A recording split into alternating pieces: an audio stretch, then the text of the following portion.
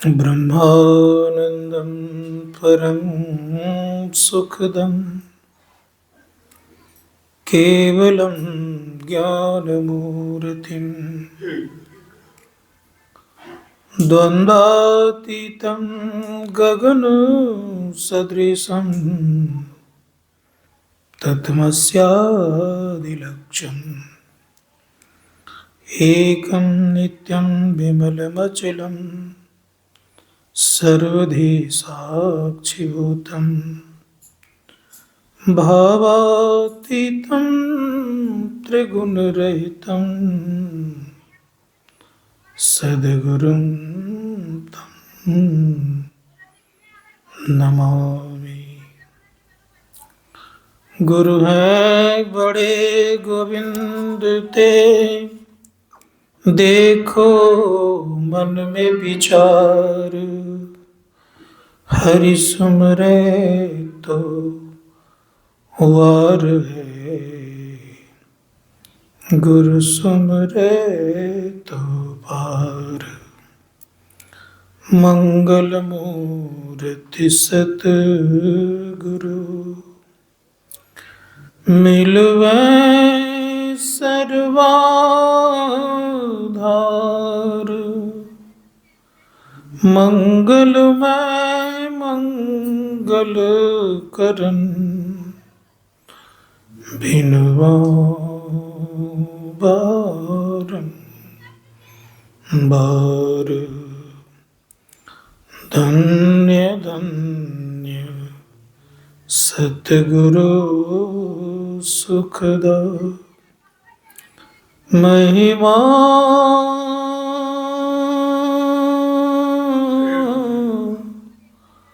कही न जाए। जो कछु कहूँ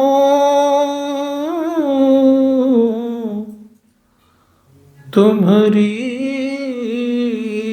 कृपा, मोते कछु न बसाए। एक बार बोलिए प्रेम से, श्री सद्गुरु।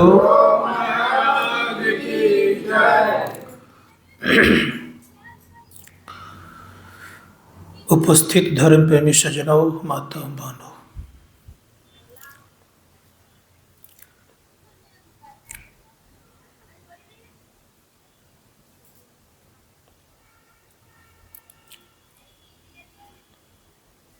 मनुष्य जीवन में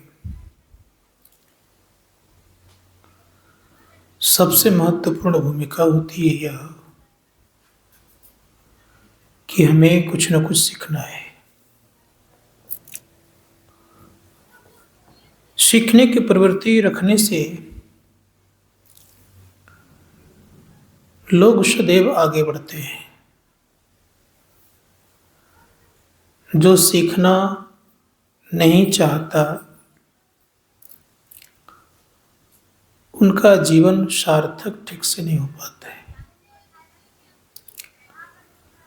इसीलिए सीखने वाला होना चाहिए। सीखने वाले को लोग शिष्य कहते हैं और सिखाने वाले को गुरु कहते हैं। सीखने और सिखाने की परंपरा आज से नहीं, सृष्टि काल से ये परंपरा चली आ रही है। इसीलिए गुरु शिष्य की परंपरा सृष्टि काल के प्रारंभ से ही है। ऐसे तो हम लोग संसार में सिखाने वाले को गुरु कहते हैं, लेकिन संत महात्मागण कहते हैं कि संसार में बहुत प्रकार के गुरु होते हैं। मैं एक जगह जा रहा था तो ड्राइवरी जो कर रहा था खलासी, उसको गुरुजी कहते थे, ड्राइवर को। तो एक खलासी को भी लोग गुरुजी कहते हैं, भले ही वो मुर्गा मांस अंडा खाने वाला क्यों नहीं हो, उससे ड्राइवरी सीखा है।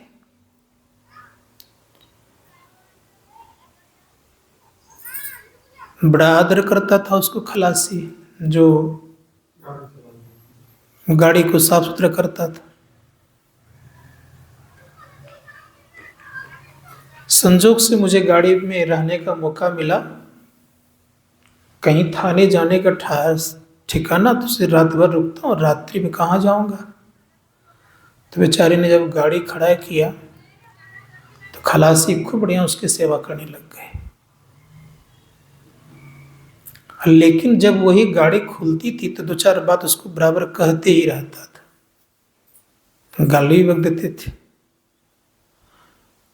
लेकिन वो गुरुजी कहना नहीं छोड़ते थे। तो आज कल ही नहीं, ये बहुत दिन से सिखाने की परंपरा चली आ रही है। लेकिन संत कबीर साहब कहते हैं कि संसार में 7 गुरु मुख्यतः होते हैं। सबसे पहले गुरु कौन है? सर्वप्रथम अगर गिनती किया जाए तो परमपिता परमात्मा से बढ़कर संसार में कोई गुरु होते नहीं है। 1 नंबर में आता है परमपिता परमात्मा। लेकिन संत कबीर साहब ने नीचे से ऊपर की तरफ ले गए। उन्होंने कहा प्रथम गुरु माता पिता। क्यों? इसलिए माता पिता गुरु कहलाते हैं। प्रथम गुरु माता पिता जो रज विरज की दाता। शरीर निर्माण करने में माता पिता की बड़ी भूमिका होती है। अगर माँ और पिता ना रहे तो शरीर का निर्माण होना संभव नहीं है। इसीलिए प्रथम गुरु माता पिता कहला रहे हैं। दूसर गुरु मन की धाई, गिरह बास की बंद छुड़ाई। दूसरे गुरु वो होते हैं जो कि माँ और बच्चे की नाभि से लगाव रहता है। एक तरह से नाभि माँ और बच्चे के जुड़े रहते हैं लगभग। असावधानी होने पर बच्चे की जान जा सकती है। बड़ी सावधानी पूर्वक उसको काटते हैं। संत कबीर साहब के दूसरे गुरु होते हैं ये। तीसर गुरु जिन धरिया नामा, ले ले गाम पुकारे ठमा। तीसरे गुरु वो होते हैं जिन्होंने आपका नामकरण किया। उनका भी संसार में आदर होना चाहिए, और होता है। उन्हीं के नामकरण करने पर आप उन नाम से जाने जा रहे हैं। अगर वो नाम नहीं रखता तो कौन आपको जानता। तीसर गुरु जिन धरिया नामा, ले ले गाम पुकारे ठमा। चौथा गुरु का जिन्होंने आपको शिक्षा दी, पढ़ना लिखना सिखाया। पढ़ लिख करके ही तो आप कोई एक अच्छे ऑफिसर बनते हैं, कोई नौकरी करते हैं, संसार बढ़िया चलते हैं। तो संत कबीर साहब कहते हैं चौथा गुरु जिन शिक्षा देना, जग व्यवहार सब को चिन्हना। व्यवहारिक जगत में आपको लोग पहचानने लग गए। लेकिन आजकल तो शिक्षा देने वाले गुरु को तो कोई पूछते भी नहीं, लगभग मोटा मोटी। पहले आदर बहुत होता था। परिणाम भी यह था कि पहले जब आदर करते थे तो शिष्य भी अच्छे होते थे, संस्कारी होते थे। और आज आदर गुरु को देना बंद कर दिया, शिक्षा देने वाले गुरु का आदर करना बंद कर दिया, तो उसके अंदर संस्कार से कुसंस्कार भर जाता है, बिगड़ जाते हैं। इसलिए उनको भी आदर देना चाहिए। मैं नहीं कह रहा हूं, संत कबीर साहब कह रहे हैं, पंचम गुरु जिन वैष्णव की ना, राम नाम का सुमिरन देना। आप बहुत प्रकार के चीजों को खाते थे, जो खाने योग्य नहीं था उसको भी आप ग्रहण करते थे। लेकिन उन्होंने क्या किया, आपको शिक्षा दीक्षा देकर कहा यह सब खाने योग्य नहीं है। और आपको मंत्र दिया जपने के लिए। जपने से आपके अंदर बहुत प्रकार का लाभ हुआ। क्या लाभ हुआ? तो मंत्र जपने से लोगों को सिद्धियां मिलती है। मंत्र जपने से 8 प्रकार की सिद्धियां प्राप्त हो जाती है। इसीलिए संत कबीर साहब कहते हैं पंचम गुरु हैं, 5वें गुरु हैं। मंत्र का जाप दिया आपको। आजकल बहुत जगह देखता क्या हूं कि जिन्होंने दीक्षा दिया है उसको नकार देते हैं। उनको क्या करते हैं, उनको तो जानते भी नहीं, भूल जाते हैं। और भूलने के कारण यह होता है कि जिन्होंने आपको दीक्षा दिया, मान लिया जाए, उदाहरण देता हूं आपको मैं, पिताजी की प्रॉपर्टी पर अधिकार किनका होता है? पुत्र का होता है। अब दादाजी का प्रॉपर्टी पर किसका अधिकार होता है? नहीं होता है, नहीं होता है। अगर ये सकी दिक्कत नहीं होता है, आप देख लीजिए गहराई से। पिता का नहीं होगा तो पुत्र का कहां से होगा भाई? समझिएगा मेरी बात को। तो बात हकीकत यह है कि पिता का संपत्ति पुत्र को अधिकारी रूप से मिल जाता है, लेकिन धर्मशास्त्रकार कहते हैं प्रॉपर्टी पहले किनकी थी? दादा की। दादा की प्रॉपर्टी किन पर ट्रांसफर हुआ? उनका जो बेटा था। इन पोता पर डायरेक्ट ट्रांसफर तो नहीं हो गया? कि हो गया? कि होता है ऐसा? कि होता है? होता है? नहीं होता है। तो जिन किसी ने आपको दीक्षा दिया, तो दीक्षा देने वाले का अधिकार उस पर है कि नहीं है? आजकल क्या करते हैं, उनको छोड़ करके डायरेक्ट कनेक्शन लगाते हैं इष्ट देव से। ये गुरु परंपरा के विरुद्ध है, याद रखिएगा। शास्त्रों में पढ़िएगा, ये गुरु परंपरा के विरुद्ध बातें हैं और सदियों से यही परंपरा चली आ रही है। तो संत महात्मागण कहते हैं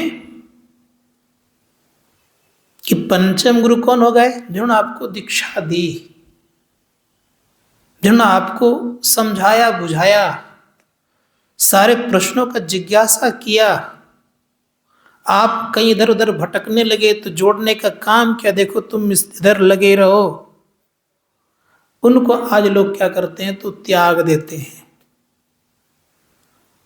और अन्यत्र जाकर के कहते हैं कि देखो सब कुछ गुरु महाराज ही हैं, अर्थात भगवान इष्ट ही हैं।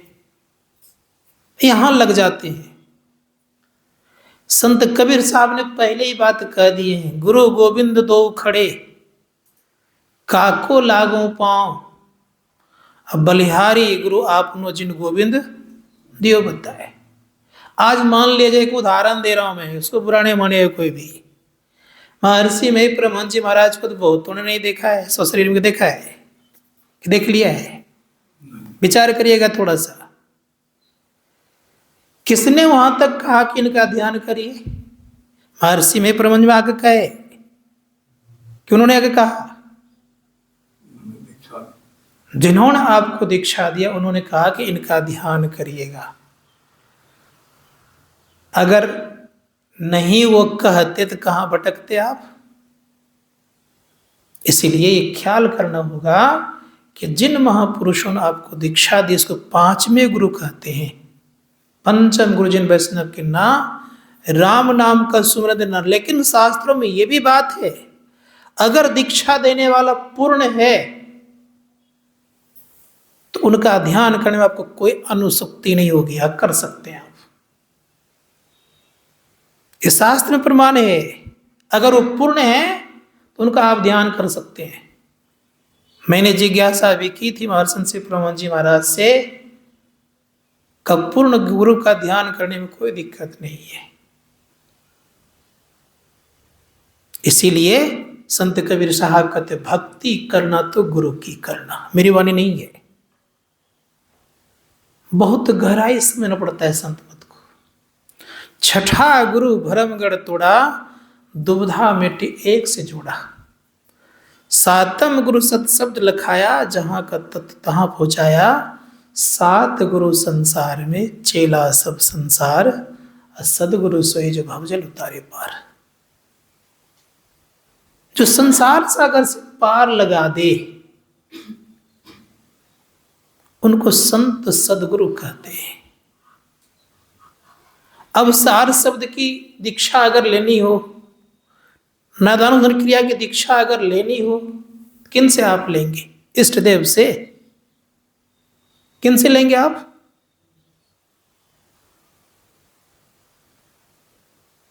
तो समझना पड़ेगा कि जब उनसे हम दीक्षा लेंगे, वो रास्ता बता रहे हैं। गुरु नाम किसका है? गुरु नाम है ज्ञान का। शिष्य सीख ले सोए, ज्ञान मर्याद जाने बिना गुरु और शिष्य न कोई। आपके अंदर में जब तक ज्ञान का उदय नहीं होगा, तब तक आप एक नहीं हो सकते। और ज्ञान का उदय होगा तब आप एक हो जाएंगे। इसीलिए गुरु महाराज कहते हैं, हम तुम द्वे मिटा के एक एक ही बना दो। जब ये द्वैत मिटेगा तब आप एक होंगे। और जब तक द्वैत नहीं मिटा है, तब ये गुरु शिष्य की परंपरा सदियों से रहेगी। गुरु ऊंचे रहेंगे, शिष्य नीचे रहेंगे। और जब तक एक नहीं हुआ तब तक रहेंगे। और जब एक हो जाएंगे तो तब फिर वो एक हो जाएंगे, अर्थात दोनों मिलकर के एक हो जाएंगे। किस में एक होता है? देह से एक होता है क्या? तब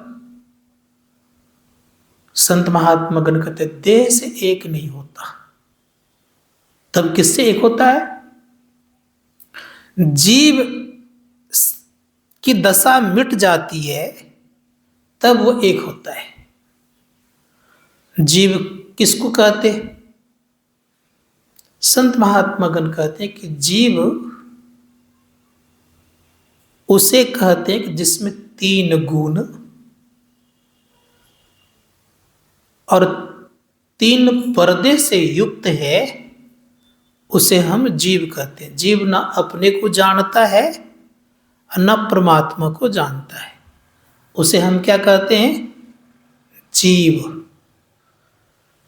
अब रह गई बात, जीव को पता है कि मैं कौन हूं? नहीं पता है। और जब तक ये पता नहीं लगा लिए हैं, तब तक आप जीव रहेंगे। कब पता लगेगा? तो संत कहते हैं कि पता लगाने वाले जिन्होंने लगा लिया उनके पास जाइए, बताएंगे कैसे कैसे तुम अपना पता करोगे। जीव की दशा मिट जाए तो कब मिटेगा? जिस दिन अपने आप को जानेगा उसी दिन जीवत दशा मिट जाएगी उनकी। अभी मुझे बताएंगे कि मैं कौन हूं या आप कौन है? नहीं जान पा रहे हैं। जिस दिन यह भेद खत्म हो जाएगा उसी दिन आपका जीवत्व वाला जो दशा है वो खत्म हो गई। जीवात्मा अपने आप को नहीं जानता है, लेकिन परमात्मा अपने आप को जानते हैं कि मैं कौन हूं। बात समझ रही है? परमात्मा जानते हैं कि मैं कौन हूं। तो परमात्मा कौन हो गए? जिन्होंने सब आवरणों को पार किया, उसे हम क्या कहते हैं? परमात्मा। चाहे उन्हें आप संत कह लें या परमात्मा कह लें, दोनों को डिफरेंस नहीं है, दोनों एक हैं। जिस दिन यह दशा हो जाएगी उस दिन आप परमात्मा हो जाएंगे, अर्थात अपने आप को जानने वाले को परमात्मा कहते। अब रह गई बात, परमात्मा का अधीन क्या होगा? माया अधीन हो जाएगी। तो संत के अधीन दोनों प्रकृति बस हो जाती है, अर्थात माया बस हो जाती है। इसीलिए संत सब कोई नहीं बन जाते।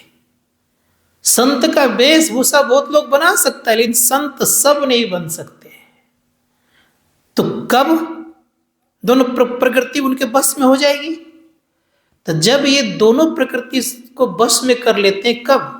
तो संत महात्मा जब अपने आप को जान जाते हैं और अपने आप को शब्दातीत पद में अवस्थित कर लेते हैं, तो ये जो मूल प्रकृति है, जिसको हम आप कहते हैं, सम्यावस्था धारणी मूल प्रकृति, इसमें तीनों गुण समान रहता है, इसके मुट्ठी में आ जाते हैं। स्थूल, सूक्ष्म, कारण, महाकारण, इनके वश में हो जाते हैं।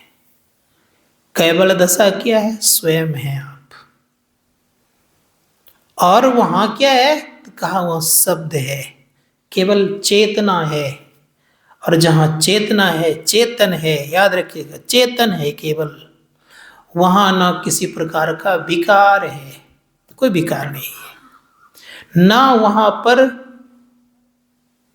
साच झूठ पाप पुण्य है, कुछ नहीं है। लेकिन आप स्वयं हैं, और आप हैं क्या? चेतन रूप में हैं।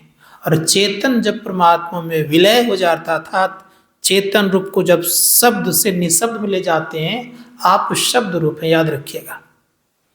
जब शब्द जब परमात्मा मिलकर के एक में हो जाता है, विलय हो जाता है निशब्द में, तो संत महात्मा गणों ने कहा कि आप पूर्ण संतुष्ट। हम लोग गुरु महाराज की परिभाषा में कहते हैं कि जीवित अवस्था में तीनों आवरणों को पार कर शब्दातीत पद में जो अपने आप को अवस्थित कर लेते हैं, उसे हम संत सदगुरु कहते हैं। बात समझ आ रही है? इनको कहते हैं संत सदगुरु। किस अवस्था में? जीवित अवस्था में तीनों आवरणों को पार कर गया है वो। कौन कौन आवरण? अंधकार का, प्रकाश का और शब्द का, तीनों आवरण पार कर गया है। अब तीनों आवरण को पार से कहां गया वो? जहां शब्द नहीं है, शब्दातीत पद में अपने आप को अवस्थित कर लिया। ऐसे महापुरुषों को संत सदगुरु कहते हैं। इनमें और परमात्मा में कोई अंतर नहीं होता। गोस्वामी जी महाराज कहते हैं, संत भगवंत अंतर निरंतर नहीं, किमपि मति विमल कह दास तुलसी। संत और भगवंत में कोई अंतर नहीं होता है। रोज गाते हैं हम लोग, परम पुरुष होते अधिक गावे संत सुजान। उस परम पिता परमात्मा से विशेष हो जाते हैं कौन? संत सदगुरु। रोज हम लोग गाते हैं, राम दिवाकर रूप है गुरु, कहते हैं कि नहीं रोज? वो राम दिवाकर है, शंकर रूप है वो। इसलिए धर्मशास्त्रकार कहते हैं कि संत सदगुरु को समझिए। संत कबीर साहब कहते हैं, जो कोई गुरु को मानुष जानते ते नर अंध है, महादुखी संसार में तिनके आगे जम फंदे। का अगर कोई व्यक्ति मनुष्य रूप में गुरु को मान रहा है, तो उनसे ज्यादा संसार में और कोई आंख विहीन नहीं होगा। संत कबीर साहब कह रहे हैं तो वो संसार में एक प्रकार का समझिए आंख से विहीन है वो। परिणाम क्या होगा? तो संत कबीर साहब कहते हैं, उनके आगे जम का फंदा है।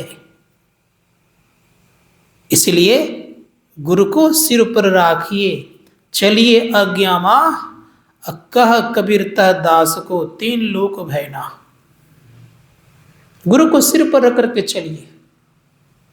और जो कोई गुरु को सिर पर रख करके चलते हैं, तो निश्चित उनका बेड़ा पार लगता है। हम लोगों को पता है एक कहानी कि एक बार परम पूज्य स्वामी धीरेन्द्र बाबा, जो कि शरीर में अब नहीं है, लंबे चौड़े थे, सबको देखे ही हैं, ऋषिकेश में रहते थे।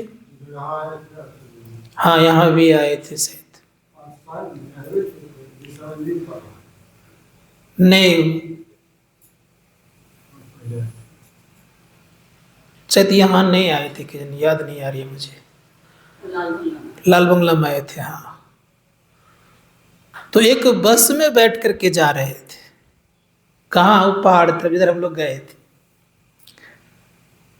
संजोग से ऐसा हुआ, किसी प्रकार से वो गाड़ी सीधे खाई में चली गई। पानी अथाह था उस समय, एक जगह कहीं होगा। सबके सब संसार से चल बसे, लेकिन बगल में बैठ कर स्तुति गान कर रहे थे। और उसके बगल में एक बच्ची आ गई, छोटी सी बच्ची थी, अब शादी भी हो गई है, बड़े भी हो गई, सयानी बहुत बड़ी हो गई, साथ उनके बाल बच्चे कितने हो गए उस पता नहीं। तो परिणाम क्या हुआ कि जैसे वो बगल में सुन रही थी बैठ करके, तो जैसे गाड़ी पलटी खाई, तो उसने क्या किया, उनके गले पकड़ करके रह गए। अब वही दो केवल बचे, बाकी कोई बचे नहीं। लेकिन परिणाम क्या हुआ, जब यहाँ पत्रकारों ने पूछा, कहा कि आप कैसे, कहा मुझे कुछ पता नहीं है, मैं इतना ही जानता हूँ कि मुझे कौन गाड़ी से निकाला, कौन मुझे यहाँ तक बैठा के रोड पर रखा, ये मुझे पता नहीं है। लेकिन सब के सब देख लीजिए क्या स्थिति है। और जब कुप्पा घाट पहुँचे तो गुरु महाराज कहते हैं, उनका ये पकड़ करके, क्या बोलते हैं उसको, झोटा, हाँ झोटा पकड़ के एक दो मुक्का देते हुए कहते हैं कि जहाँ मन तहाँ तुम्हारा यात्रा होते रहता है। अब सोचिए, एक समय तो उनका पहले बाल खींचा जाते वक्त, और उधर शायद उधर मुक्का लगा। तो गुरु क्या करते हैं कि आपकी हर हमेशा रक्षा करते रहते हैं। उस समय सशरीर में गुरु महाराज थे, पंचभौतिक शरीर में थे। तो वो कहते थे, कभी कभी, मैं एक दो बार, इन्हें कई बार बहुत बार मिला हूं, वे कहते थे कि गुरु पार ब्रह्म परमात्मा है, वे हर हमेशा हम लोगों की सहायता करते रहते हैं। इसीलिए गुरु को खूब प्रसन्नता पूर्वक अपने अंदर में उगाने का चेष्टा और प्रयत्न करिए। जब वो आ गए, लाल सखे जी का नाम आप लोगों ने सुना होगा। लाल सखे जी महाराज गुरु महाराज के दर्शनार्थ हेतु, दर्शन करने हेतु कुप्पा घाट आ रहे थे। जब कुप्पा घाट आ रहे थे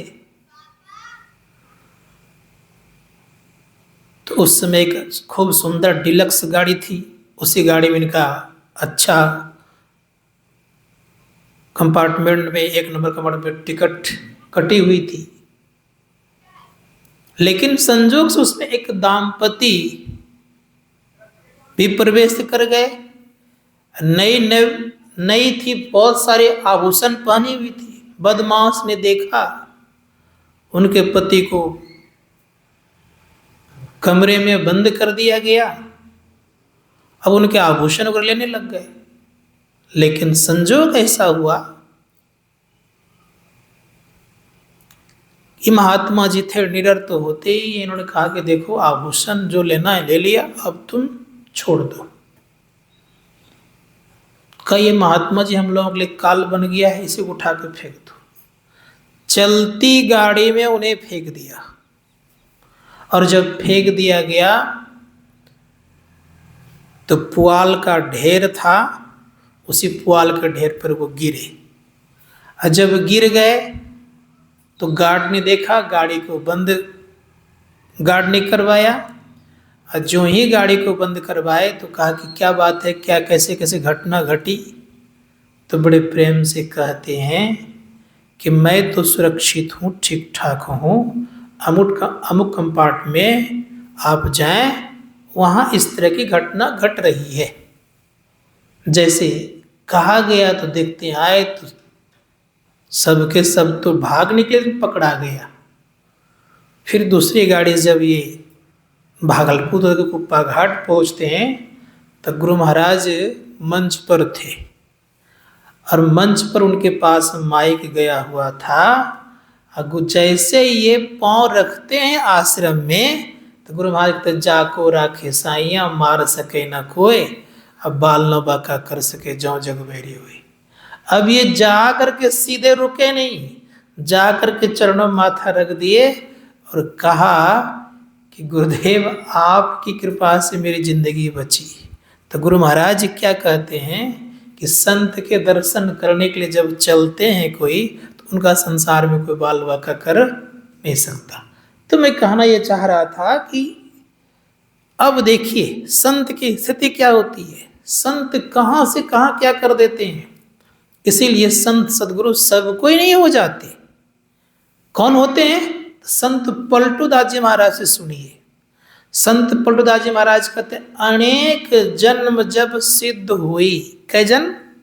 अनेक जन्म। अनेक जन्म जब सिद्ध हुई तो अंत संत कहावनम, और अंत संत कहावनम तब आवागमन मिटावनम। मतलब समझ आ रही बात है? जब वो अनेक जन्मों तक सिद्ध होगा, सिद्ध से तात्पर्य बहुत सारी सिद्धियां हैं, वो सिद्ध होते होते भक्ति की प्रकाष्ठा पहुंच जाएंगे, तब वो संत होंगे। भक्ति की प्रकाष्ठा कहाँ है? भक्ति की प्रकाष्ठा है जहां शब्द नहीं है, वहां पहुंच गए तब आप संत हो गए। जो संत हो जाते हैं उनके जीवन में आवागमन नहीं होता है, उनकी इच्छा होती है। इसलिए साक्षात संत सदगुरु को इस धरातल पर सगुण साकार के रूप में ब्रह्म समझना चाहिए। सदगुरु जो बोलते हैं वो ब्रह्म बोलते हैं, याद रखिएगा। इसे संत महात्मा गण कहते हैं कि सदगुरु को समझने का चेष्टा और प्रयत्न करना चाहिए।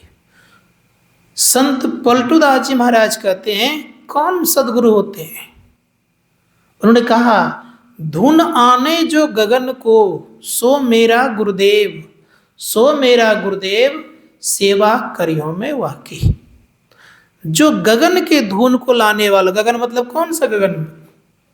अंतराकाश के शब्द को जो लाने वाला हो। संत कबीर साहब पुनः कहते हैं सदगुरु कौन होते हैं? सबको थोड़ा होते हैं। संत कबीर साहब ने कहा जो सार शब्द को लखाने वाले उसको सदगुरु कहते हैं। लेकिन गुरु नानक महाराज कहते हैं कि कौन गुरु? उनका घर में घर दिखलाई दे सो सदगुरु संत सुजान। का घर में घर दिखलाने का जो काम कर दे उसे संत सदगुरु कहते हैं। घर में घर से तात्पर्य क्या? घर में घर से तात्पर्य होता है इसको भी घर कहते हैं, शरीर को भी घर कहते हैं। इस शरीर रूपी घर में क्या क्या है? तो कहा, कहाँ मेड़ावो मेड़िया लंबी भीत उसार, घर तो 3.5 हाथ का घना तो 4.25 है। ये शरीर 3.5 हाथ का सबका है। किसी का 10 हाथ का शरीर नहीं है अपने हाथ से। हाँ, मान लिया जाए आप नापेंगे तो किसी का शरीर बड़ा हो सकता है, लेकिन वो अपने हाथ से नापेंगे तो कितना होगा? वो 3.5 हाथ का। किसी किसी व्यक्ति का 4.25 हाथ होता है अपने हाथ से। लेकिन संत कबीर साहब ने कहा कि इसी घर में जो दूसरा घर दिखला दे, तीसरा घर दिखला दे, चौथा घर दिखला दे, 5वां घर दिखला दे, उसे संत सदगुरु कहते हैं। तो 5वां घर कहाँ है और चौथा घर कहाँ है? तो गुरु महाराज कहते हैं कि स्थूल शरीर एक घर है। स्थूल शरीर कब बनता है मालूम है? स्थूल शरीर तब बनता है जब सूक्ष्म रहता है। सूक्ष्म नहीं रहता स्थूल बन नहीं सकता। जैसे नक्शा पर कागज पर देखते हैं, घर पहले तैयार रहता है, चाहे कोई बनाए, देहात के लोग बनाए चाहे कहीं के लोग बनाए, कहता ऐसे ऐसे बना लो, दिखाता है। और वो स्थूल शरीर के बाद सूक्ष्म शरीर कागज को पर घर कहा, उस घर में कोई रह नहीं सकता, गिरा सकता है। लेकिन अज्ञात रूप से एक शरीर और घर है उसमें। कहाँ है वो? उसको बोलते कारण। कहीं न कहीं मन में छिपा हुआ था पहले, हमें इस तरह से घर बनाना है। वो कागज पर आ गया, उसको क्या कहा गया? सूक्ष्म। अज्ञात था वो। अब बिना कारण का कार्य नहीं होता है। घर की आवश्यकता पड़ी तो महाकारण की स्थिति में था वो। अब महाकारण के भीतर में जो घुस के रहता है उसे कहते हैं कैवल्य घर, सबसे सूक्ष्म और सबसे बड़ा घर। कहेंगे बड़ा कैसे हो गया वो? बड़ा इस तरह समझेंगे, एक शेर बर्फ है, शेर समझते हैं ना आप लोग, एक शेर बर्फ है, उसका आयतन कितना होगा? इतना सा होगा। और उसको पानी में परिणत कीजिए, कितना बड़ा हो जाएगा वो? बढ़ जाएगा। और उसको आप क्या करिए तो वाष्प में बदल दीजिए, तब कितना हो जाएगा? हो जाएगा ना। ठीक उसी प्रकार से याद रखिएगा, सबसे सूक्ष्म है कैवल्य, उससे ज्यादा सूक्ष्म परमपिता परमात्मा और कोई नहीं। तो सबसे सूक्ष्म कैवल्य, कैवल्य से कम सूक्ष्म महाकारण, महाकारण से कम सूक्ष्म कारण, कारण से कम सूक्ष्म कौन है? सूक्ष्म। और सबसे अस्थूल क्या हो गया? ये संत महात्मा गण कहते हैं कि अस्थूल शरीर उसको कहता है, इसके भीतर में सूक्ष्म सूक्ष्म कारण, कारण के भीतर में महाकारण, तब केवल। तो का जो इस तरह का घर दिखला दे उसे कहते हैं संत सदगुरु। अब विचार करके देखिए, ऐसे संत सदगुरु का मिलना ईश्वर के मिलने के तुल्य होता है, परमात्मा मिलने के तुल्य होता है। उनके दर्शन मात्र से क्या होगा? तो गोस्वामी जी महाराज कहते हैं कि उनका अगर कोई दर्शन कर ले तो बहुत लाभ होगा। संत दर्श को जाइए, कबीर साहब कहते संत दर्श को जाइए तज ममता अभिमान, ज्यों ज्यों पग आगे धरे कोटि यज्ञ समान। ऐसे संतों के दर्शन करने मात्र कोई अगर जाएगा तो परिणाम क्या होगा? तो एक पग उठाकर अगर चला है तो करोड़ों यज्ञ का फल की प्राप्ति है। इसीलिए संतों ने कहा कि संसार में सबसे बड़े होते हैं संत सदगुरु। संत पलटूदास जी महाराज कहते हैं सबसे बड़े हैं संत, दूजा नाम है जी, तीजा 10 अवतार तिन्हें प्रमाण है जी, ब्रह्मा विष्णु महेश सकल अवतार है जी, हारे पलटू सदगु पर संत मुकुट सरदार है जी। सबसे बड़े हैं संत। संत कबीर साहब ने कहा कि संत को समझना बहुत मुश्किल है। इसीलिए बड़े प्रेम से कहते हैं गोस्वामी जी महाराज, गोस्वामी जी महाराज क्या कहते हैं? प्रार्थना करते हैं, यद्यपि उनका इष्ट कौन है? भगवान राम है ना। इष्ट की वंदना पहले नहीं करते हैं, किनकी वंदना करते हैं वो? गोस्वामी जी महाराज कहते हैं बंदो गुरुपद कंज कृपा सिंधु नर रूप हरि महामोह तम पुंज जासु बचन रवि कर्णिकर। केवल प्रथम खंड में कांड में कह रहे हैं सो बात नहीं है, दूसरे कांड में यही बात है।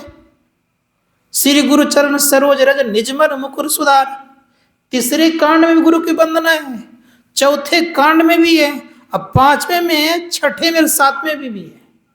सभी कांडों में गुरु की वंदना की गई है। गोस्वामी जी महाराज ने इतनी प्रशंसा गुरु की उतने किसी ने की होगी।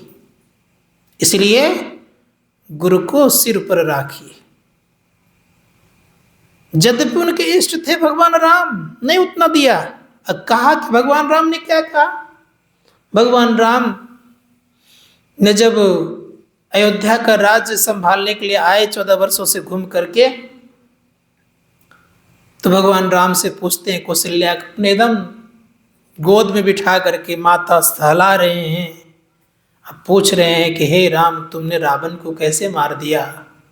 तुम तो वो तो बहुत बलशाली है, क्योंकि मुझे पता है कि वो रावण कितना बलशाली है, इतना बलशाली है कि उनको मारने वाला संसार में कोई नहीं है। तो मां कहानी कहने लग गए कि रावण बहुत बलशाली था, उनके सबल संसार में कोई था ही नहीं, मारा कैसे तुमने? तब भगवान राम कहते हैं गुरु वशिष्ठ कुल पूज्य हमारे, तिनके कृपा धनुरजन मारे। हे माँ मैंने नहीं मारा है, गुरु कृपा से मैंने मारा है। और जानते कैसे मारा है ये? अगर हनुमान जैसे संत भगवान राम को नहीं मिलते तो रावण को नहीं मार पाते। कहें कैसे? आज एक बात, नई बात को आप जानना चाहिए आप लोगों को।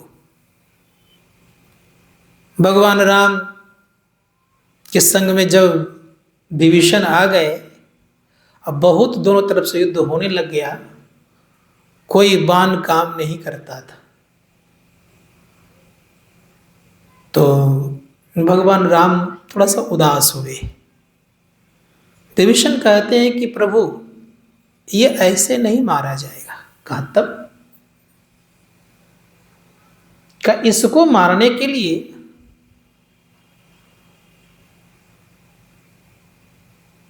लंका में बाण रखा हुआ है, वह बाण ब्रह्मा जी के द्वारा प्राप्त है।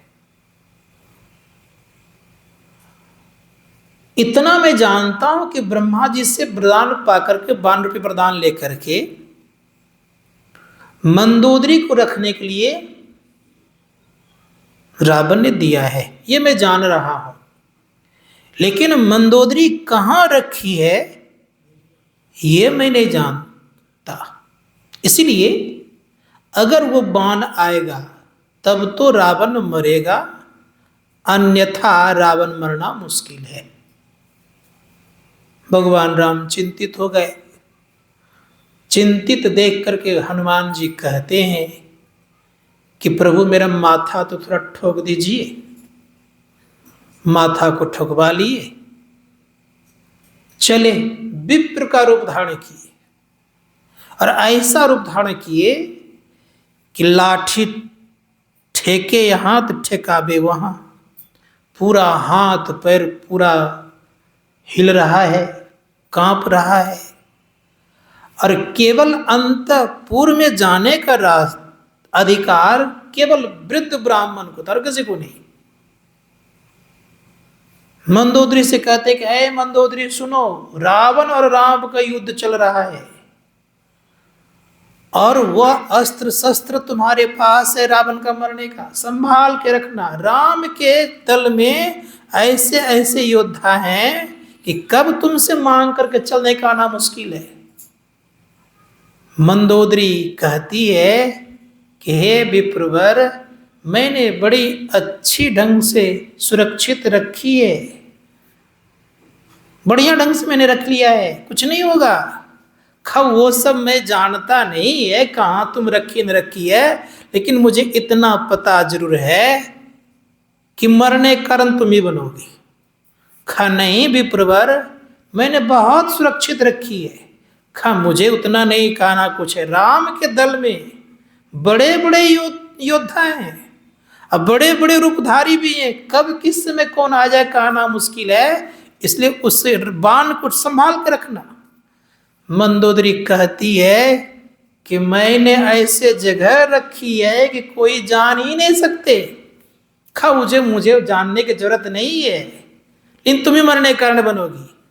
कहते कहते कह देती है कि जानते हैं इसी खम्भे में रखी हूं, जैसे का इस खम्भे में रखी हूं, अपने रूप में आते एक मुक्का मारते हैं, पांचों तीर निकलता है, लेकर के चल देते हैं, भगवान राम को सौंपते हैं। भगवान राम बाण को मारते हैं। कहाँ मारते हैं? पहले हृदय में सीता को निवास करके रखा था। किसने?